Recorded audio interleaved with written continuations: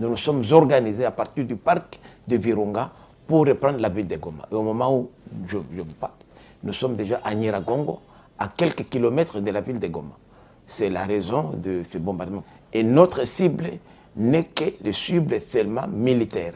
Nous ne ciblons que les militaires rwandais et leurs alliés de AFC M23. Twebwe wazalendo turimo kwisuganyiriza muri parike ya Virunga kugira ngo dufate umujyi wa Goma. Muri kano kanya tuvugana ndakumenyesha ko twebwe twamaze kugera muri Nyiragongo mu birometero bike cyane n'umujyi wa Goma.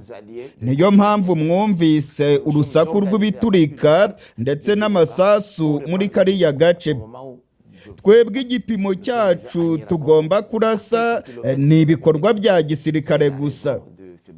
Tugambiriye kurasa igisirikare cy'u Rwanda ndetse n'abafatanyabikorwa bacyo ba M23 gusa. C'est la raison de ce bombardement. Et notre cible n'est que les cibles seulement militaires. Nous ne ciblons que les militaires rwandais et leurs alliés de AFC M23. Uyu nguyu ni Depite Wirimishiki urongoye abazalendo. Depite Wirimishiki aremeza ko abazalendo bamaze kugera muri teritwari ya Nyiragongo, ndetse akemeza ko abazalendo barimo gutangiza ibikorwa bikomeye cyane bya gisirikare bigamije kwisubiza umujyi wa Goma. Aya magambo ya Depite Wirimishiki yayatangarije ibimenyesha amakuru birimo TV5 Monde. Ibi bikorwa by'abazalendo muri parike ya Virunga bikomeje kwiyongera. Amakuru dufite aremeza ko FDLR nyinshi cyane ndetse n'abazalendo benshi barimo kwisuganyiriza muri parike ya Virunga. Hari amakuru agaragaza yuko ubutegetsi bwa Kongo burimo gutegura ibitero bikomeye cyane, ibitero bigomba kwisubiza umujyi wa Goma. Ni nako kandi birimo kugenda muri Kivu y'Epfo. Hari abazalendo benshi cyane ndetse n'abasirikare ba Kongo barimo kwisuganyiriza muri teritwari za Karege ndetse na Kabare. Barimo kwisuganya kugira ngo bisubize umujyi wa Bukavu. Muri iyi minsi rero biribonekeza ko intambara ikomeye cyane igiye gusatira umujyi wa Goma ndetse na Bukavu. Perezida Tshisekedi wewe yarahiye arirenga, yavuze yuko byanga bikunda agomba kwisubiza umujyi wa Goma. Mu minsi mike cyane ishize mwabonye ibitero bikomeye cyane byabereye mu mujyi wa Goma ndetse no mu micungararo y'uyu mujyi. Hari imirwano ikomeye cyane yabereye muri Nyiragongo. Abazalendo benshi cyane ndetse n'inyeshyamba za FDLR bagabye ibitero bikomeye cyane. Ibitero karahabutaka bagabye ku mujyi wa Goma. Biriya bitero byari bigamije gusuzuma imbaraga za M23 ndetse no kureba ikigero bano barwanyi bacungereyeho umujyi wa Goma. Kuri ubu rero amakuru yizewe aragaragaza yuko ubutegetsi bwa Kongo bwaba bugiye gutangiza ibindi bitero bikomeye cyane. Ibitero karahabutaka bigomba kwisubiza umujyi wa Goma. Ibintu ntago byoroshye. Muri Nyiragongo abazalendo benshi cyane barimo kwitegura, ndetse FDLR nazo zirimo kuronka intwaro zikomeye. Ibintu bigiye gukomera cyane muri uyu mujyi wa Goma. Biribonekeza ko intambara yamaze gusatira uyu mujyi wa Goma. Nkuko nagiye mbigarukaho mu makuru yacu yatambutse, nababwiye ko M23 iri mu bihe bikomeye cyane. M23 muri iyi minsi iri mu bihe bikomeye cyane. Niba bano barwanyi badahagurutse ngo barwane, ibyabo byaba bigiye kurangira. Abanyamerika bamaze guhaguruka, ndetse Abanyamerika bamaze kujya ku ruhande rw'ubutegetsi bwa Kongo. Abanyamerika bamaze kwemerera Tshisekedi ko bazamufasha ibishoboka byose maze agatsinda intambara arimo kurwana muri Kongo. Muri iyi minsi Tshisekedi nawe arimo gushyira igitutu ku Banyamerika ngo bamufashe maze atsinde intambara arimo kurwana. Ibingibi abanyamerika nabo barimo kubikora kugira ngo begukane ubugenzuzi bw'amabuye y'agaciro muri Kongo. Ibyo barimo gukora byose bigamije ubucuruzi n'impanguhe. Ubutegetsi bwa Kongo abanyamerika bagomba kubufasha maze bagatsinda M23 bakayivana mu mujyi wa Goma ndetse na Bukavu. Ubutegetsi bwa Kongo nabwo bwiyemeje gutanga amabuye y'agaciro bakayegurira abanyamerika. Abanyamerika barashaka amabuye y'agaciro yo muri Kongo. Kongo nayo irashaka ko abanyamerika bagifasha gukubita M23 maze ikava mu mujyi wa Goma ndetse na Bukavu. Ibingibi rero bamaze kubyemeranywaho. Intare za Sarambwe rero zigiye guhura n'ibyago bikomeye cyane. Mu gihe abazarendo barimo kwigamba ko bageze mu ntera y'ibirometero bike cyane berekeza mu mujyi wa Goma, ni nako ibitero bya drone by'igisirikare cya Kongo bikomeje kwica abayobozi ba M23. Indege za Kongo zikomeje kugaba ibitero bikomeye mu bice byegereye umujyi wa Goma. Ndetse mwarabibonye ko noneho indege za Kongo zisigaye zinjira no mu mujyi wa Goma ndetse zikagaba ibitero bikomeye. Muri iyi minsi igitero gikomeye cyane cyaguyemo umugore w'Umufaransa wakoreraga UNICEF. Ni igitero cya drone za FARDC.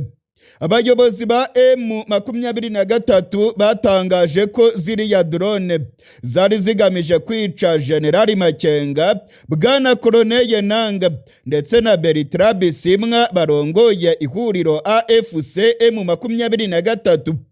Biribonekeza ko ubutegetsi bwa Kongo burimo gushaka kwica abayobozi ba M23 bose.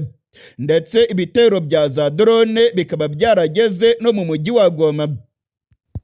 Muri iyi minsi irya nino ku rubuga rw'intambara abasirikare ba Kongo barimo kugaragaza imbaraga nyinshi.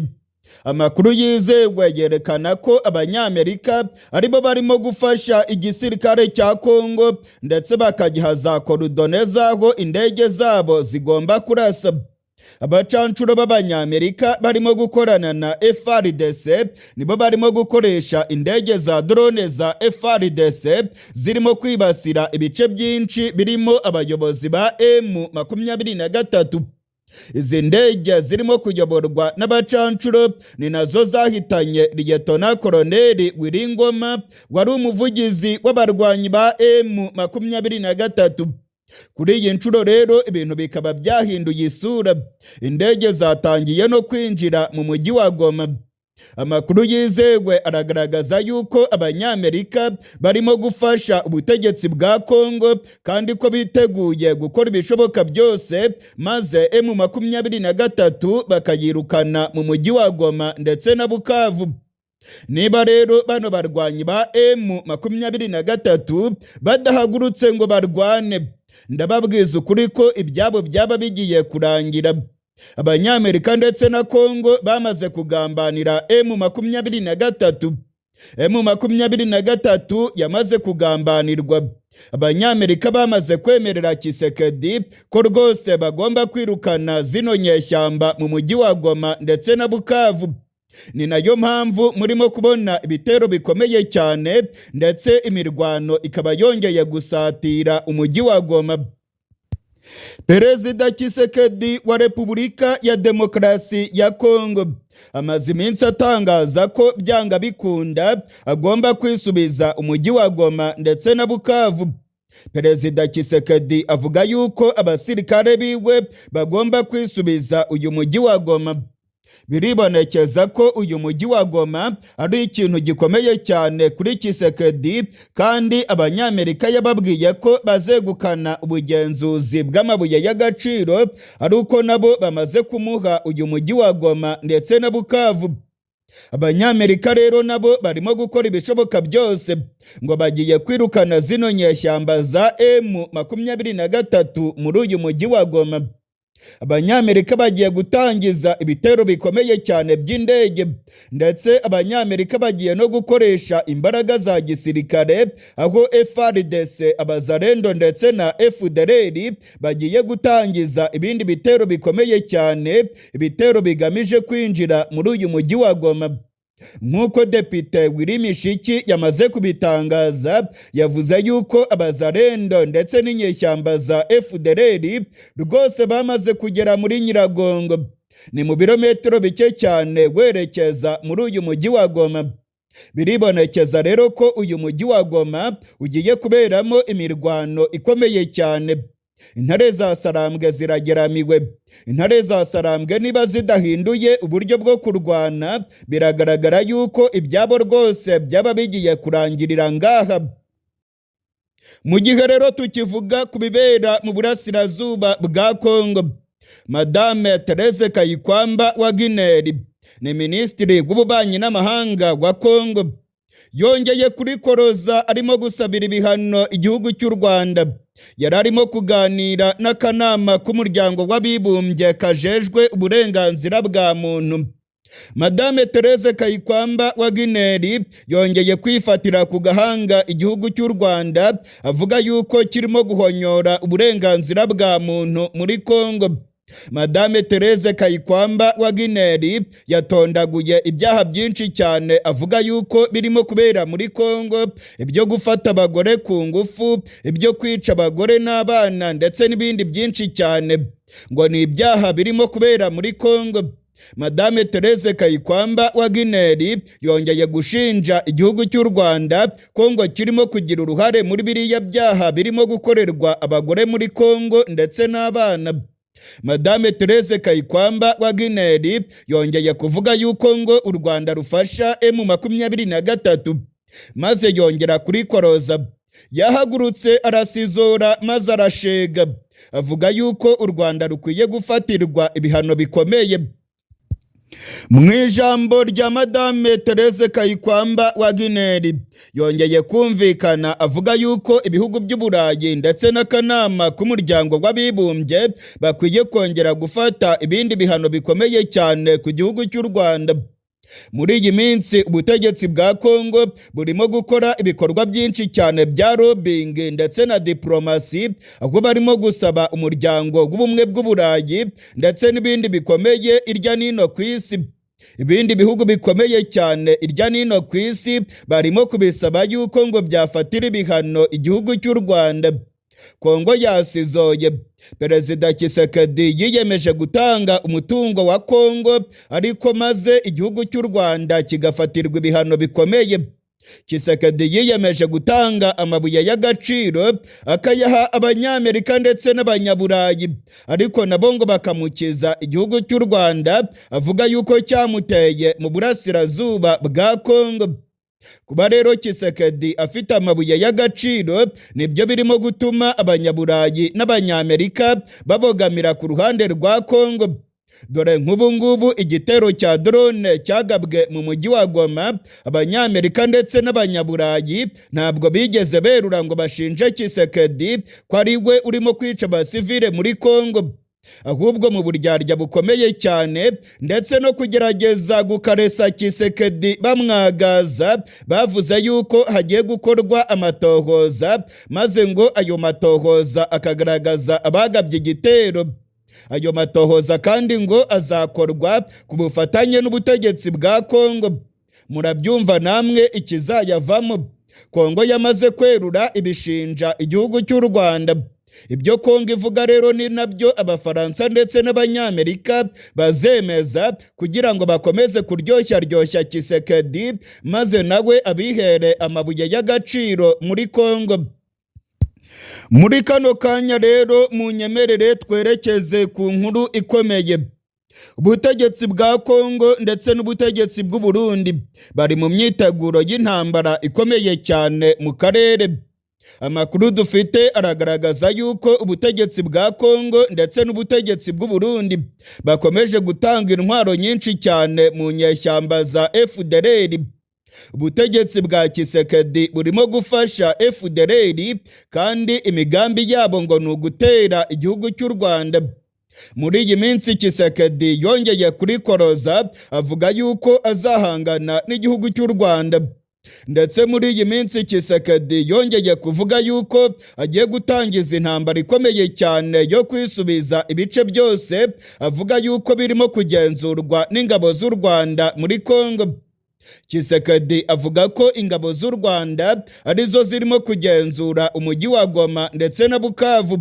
Tshisekedi akavuga yuko intambara ikomeye cyane ariyo igomba gukemura ibibazo muri Kongo, ndetse ngo mu minsi mike cyane igisirikare cya Kongo kiraza kuba cyamaze kwisubiza umujyi wa Goma na Bukavu.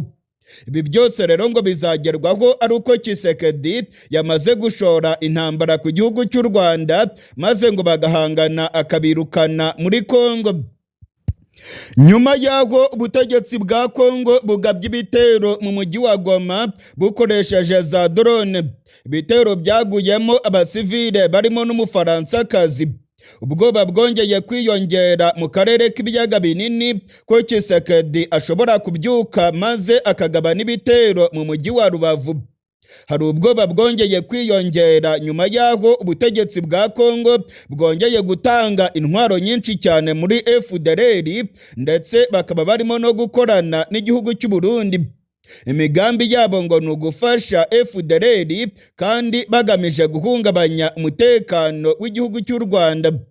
U Rwanda narwo ruryamiye amajanja ku mipaka yarwo. U Rwanda rwatangaje ko rwongereye ingamba z'ubwirinzi kandi rugamije guhangana n'umuntu uwo ari we wese ushobora guhungabanya umutekano w'igihugu cy'u Rwanda yambutse imipaka yarwo, yaba yaturuka muri Kongo cyangwa se mu Burundi. U Rwanda rwatangaje ko rwiteguye guhangana n'uwo ari we wese wazana agasomborotso ku mutekano warwo. Muri iyi minsi rero biribonekeza ko FDLR n'ubutegetsi bwa Kongo bakomeje kubangamira cyane umutekano w'u Rwanda, ndetse birigaragaza ko ubutegetsi bwa Kongo n'ubutegetsi bw'u Burundi barimo gutanga intwaro nyinshi cyane muri FDLR bagamije kugaba intambara ku gihugu cy'u Rwanda. Ibintu rero ntabwo byoroshye mu karere k'ibiyaga binini. Icyuka cy'intambara cyongeye kwiyongera muri kano karere mu gihe Tshisekedi wewe akomeje kwikomanga ku gatuza akavuga yuko azatera igihugu cy'u Rwanda. Muri iyi minsi ibihugu by'amahanga bikomeje gushyira igitutu ku gihugu cy'u Rwanda ngo kivaneho ingamba zacyo z'ubwirinzi. U Rwanda narwo rwararahiye ruratsemba, rwavuze ko rudashobora kuvanaho ingamba zarwo z'ubwirinzi mu gihe FDLR igikorana n'ubutegetsi bwa Kongo kandi imigambi yabo ari ugutera igihugu cy'u Rwanda. Muri iyi minsi bwo ibintu biragaragara yuko ku mugaragaro rwose ubutegetsi bwa Kongo n'ubutegetsi bw'u Burundi barimo gufasha FDLR kandi bashaka gutera igihugu cy'u Rwanda. U Rwanda rwatangaje inshuro nyinshi ko ruzarinda umutekano warwo, ndetse u Rwanda rwamaze gufata amahitamo akomeye. Perezida Kagame ubwo yaganiraga na bambasaderi ndetse n'abandi bahagarariye imiryango mpuzamahanga mu gihugu cy'u Rwanda, yababwiye ko u Rwanda rwamaze gufata amahitamo akomeye. U Rwanda rwahisemo kwirindira umutekano warwo nubwo amakungu akomeje kurushyiraho igitutu arubwira yuko rugomba kuvanaho ingamba z'ubwirinzi. U Rwanda rwahisemo gucunga umutekano w'Abanyarwanda ndetse no gucunga imbibe zarwo. Ibingibi rwose ni ibintu bitagirwaho impaka. U Rwanda rwamaze guca umurongo utukura. U Rwanda rwamaze gutangaza ko ku mutekano warwo nta muntu rugomba gusaba uburenganzira kugira ngo rwicungire umutekano.